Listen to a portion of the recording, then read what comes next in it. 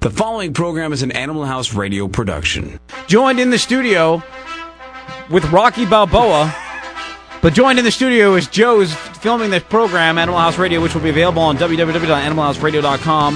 We have our good friend Janelle, who I can't spell her name, Adriana sitting back there, Richmond Lee, the man on the mic, and Dr. Mike. Dr. Mike, feature topic of the week. We gave a little bit of a tease before. Right. Don't tease me anymore, Dr. Mike. Okay. Well, let's talk about, we're going to talk this week about some of the sort of disturbing things I've seen over the last 10 years. And then next week, I think we'll go into some of the great things that have been happening. And thankfully, I'm going to mention right now, there are more good things than bad things. That's great. Which is great. So let's talk about some of the bad things. The things that really are a problem is that we're seeing more of certain diseases. And particularly one that I'm seeing a ton of is diabetes. I've seen more cases of diabetes in dogs and cats in the last 5 years than I've seen in my entire 15 years of practicing. Do you think there's honestly a correlation between owners and between the way that they, feed their dogs or feed their animals? And because, there's a rise of diabetes with humans in Canada and North America. And what do you think the number one cause is? People. They eat bad food. Lots of sugar. And not only bad food, but the amount of food. Obesity is a huge problem in America, North America. Yeah. And it's a big problem in animals. I see a lot more obese cats and dogs than I ever saw, and that's definitely correlated to the number of diabetic animals. So what do you say say for instance you're seeing a client, what do you say when you know the answer is, okay, listen, lady, it's obviously the fact that you're feeding your animal such horrible food that you can kind of see, like, what do you say to them knowing that you're hurting your animal. You're doing this to your animal. It's not something that a disease that just, popped out of the blue. Right. You're doing this to your animal. And, right. How do they come off when you say something like that? Well, first thing, I don't place any blame. I think that we do a lot of things that we're not really supposed to do. And what I do is I try to educate them, make them more aware. And you know what's wonderful? 90% of the clients who I talk to them about how their cats are obese and I'm afraid that they're going to get diabetes when they hit 8, 9, 10 years of age, they actually sit there, listen, and go, wow, okay, I actually instill some degree of knowledge in their brains, and you can see them thinking, and most of them respond, oh yeah, I'm concerned about that. So that makes me feel good. But that's great that you don't place any blame, because sometimes when you put blame on people, they don't learn. Yeah. Sometimes some nice education, and I think that's great. There are a lot of people. Listen, what we grow up with is media. So you grow up watching these commercials on cat foods from the supermarket. You recognize something like McDonald's, like Kleenex, like Coca-Cola, and you buy it. And unfortunately, a lot of those things aren't good for you, like the Coca-Cola. But because we've been ingrained by the media to look into it. I don't believe in advertisements, but I got to tell you one thing: Canada Dry Ginger Ale, the best tasting ginger ale that there is, as Dr. Mike and I will show you. This is amazing stuff. Oh, it's so soothing. Yes, it takes my tummy stuff all away. Okay, that's Canada Dry Ginger Ale. Back to the pets. So we're seeing a lot more diabetes. We're seeing a lot more obesity. One thing we're seeing a lot more in animals that we're also seeing a lot in humans is cancers. Oh. I've been asked by we've been chatting, a lot of my colleagues and I, is it that we're seeing more of them or we're just recognizing them more? And I think it's a combination of both. I think we're getting better at diagnostics, which we're going to talk about next week, like diagnosing disease. And so inherently, we're going to get better at finding these cancers, but I still think that there's more of them out there. So that's another thing. So once again, in the cancers, how is cancer... How is this coming out? Is this an environmental factor that's bringing it out, or is this something, once again, that certain dogs are just, these cells are just formulating, and that's what's going on with the dog, or is it something? It's an environmental issue. I think it's a bit of everything. A bit of both. Like we call it that multifactorial disease. I think it's breed. I think there's certain breeds, believe it or not, that are prone to cancer. I think it's genetics, it's environmental, it's the food we eat, processed food. The same thing that you would talk about, human doctors talk about what causes cancer in humans is going to do it in pets. I think the only thing that humans get that causes, I think, contributes to cancer that maybe it doesn't in animals is stress. We rely on our pets. Are so wonderful in the fact that they don't get stressed by the things that we do. Our kitties don't have to worry about mortgage payments or. My dog does. Okay, well that's I don't good to pay know. the bill. He's out. He's got no place to live. There you go. But okay, so that's a great point. But more or less is what I'm trying to get this. So there's so many bad things. What about different breeds? Have in the past, say 15 years, have you seen an increase of breeds that have been put together? Basically, once they're put together, you're now seeing medical conditions from those breeds that you normally didn't see before. Yes, definitely. So give me an example as one, because this is interesting. The one thing that people have to understand when they're listening to the radio right now, you listen to Animal House Radio, this is not something where you and I want to explain this to people, because some people think, and a lot of radio programs, pre-scripted.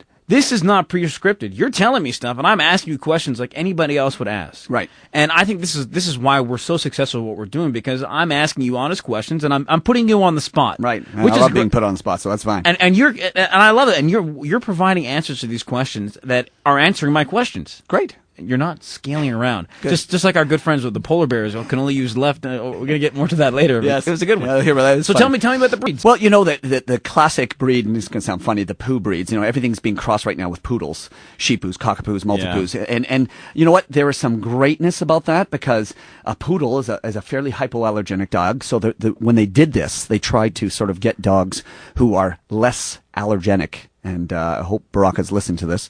Barack Obama's listening to this. He listens every week. Oh, he does. I know he does. But, you know, if he's looking for a fairly hypoallergenic dog, he doesn't necessarily have to go to a purebred this or that. He can now go to a mixed breed dog, potentially. I mean, some are, some aren't. But it's nice that. But the problem with those two types of breeds is that, for instance, if you have a Goldie Poo, you can get some of the bad conditions of a Golden Retriever and the bad conditions of a Poodle. And you put them all together. You put them all together. Big bag. Yeah, big bag. Sometimes it's better. Sometimes when you mix things genetically, you get the best of both worlds. And actually, sometimes you get the worst of both worlds. It's like that episode of The Simpsons. You watch Simpsons? Sometimes. Do you remember that episode when Mr. Burns gets really, really, really sick, and he's got every disease in the world which is preventing him from dying?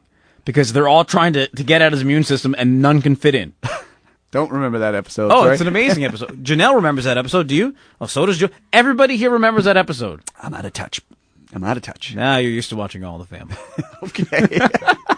So are there any other key things that we really need to know that have gone really, really down south in terms of where we've been so far with what's I'll going tell on you, with technology? speaking of the breeds of dogs, the classic thing now is the old Paris Hilton purse dog, you know, these little things you can carry around. Yeah. And what I'm finding is that, of course, these little guys, everybody thinks they're little China dolls, and so they treat them like China dolls, and what we're seeing is this influx of behavior problems. Oh. A lot of these little guys are little dogs with big attitudes. And the big attitudes come from the fact that mummies and daddies treat them like they're kings. Yeah. And so they start becoming a little more confident than they should be. Example, like example, anything. if I walk my Labrador who's 85 pounds, Romeo and Dexter together, all of a sudden the Chihuahua, Romeo will run away. Oh, I know. And the Chihuahua will probably take him on. That's know. typical. Yeah. I'd rather just take on that Chihuahua myself. But next week we're going to be talking about some of the pros and some of the great things that have happened. And there in the have been past. some wonderful things. Especially when it comes to medication, technology, Yes. such advancements in the animal field and the veterinary clinic field. And Yeah,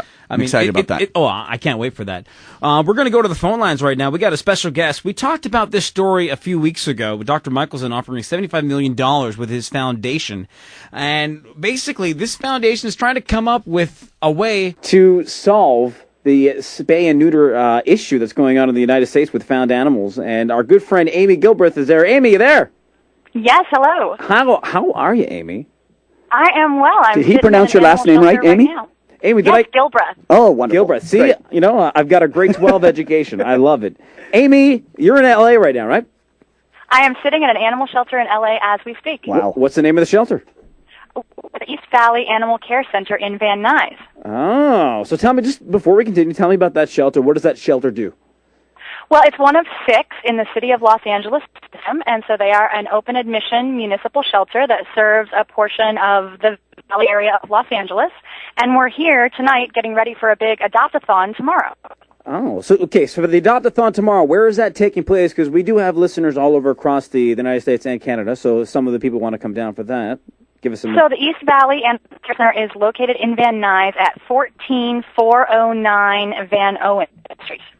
I'll be there. You can go to the Los Angeles Animal Services website to get more detailed directions, and we'll be out here from 10 a.m. to 5 p.m. tomorrow and have great makers to help people find a pet that's a good fit for their household and lifestyle, along with games and prizes and celebrities and lots of fun.